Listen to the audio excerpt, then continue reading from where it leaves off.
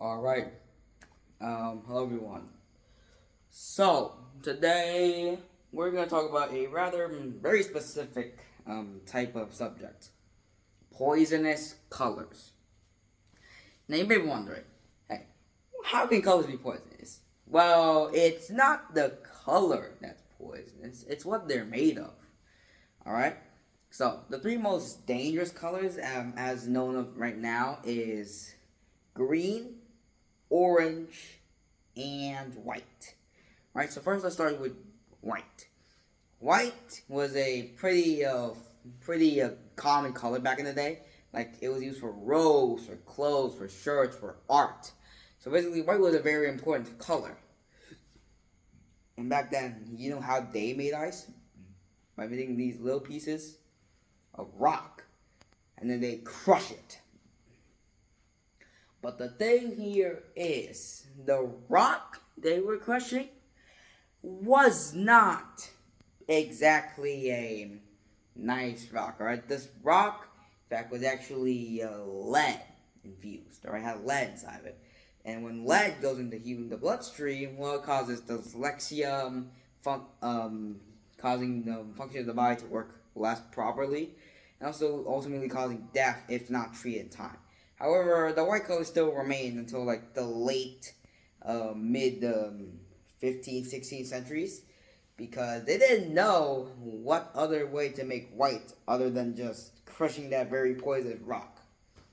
And then we have green. So green, well, two types of greens. All right, number one, there was like two types of green. Well, Paris green and dull green. All right, so those two colors, they're actually a lot brighter than the greens made by like normal pigments, which is like natural pigments. However, they contained a singular thing that ruined the entire vibe: arsenic. Arsenic is a very much known poison, alright? But they didn't know that at the time because arsenic was not used in poisons until like the early 19th to 20th centuries, alright?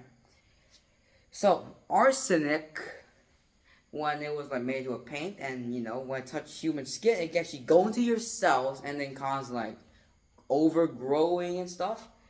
However, the colors still came in like necklaces, toys, food, clothing. In fact, there's even a little rumor that Napoleon died because he was sleeping in a green wallpapered room. And eventually, the color was repurposed as an insecticide during the late 19th century, the early 19th century. Alright, and lastly, we have the color of orange.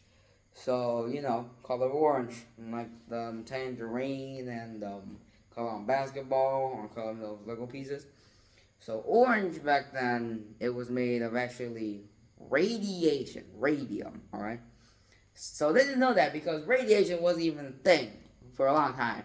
Not including the fact that they didn't realize there were cancer, right? There was cancer risk, and they didn't know that until a very long time later.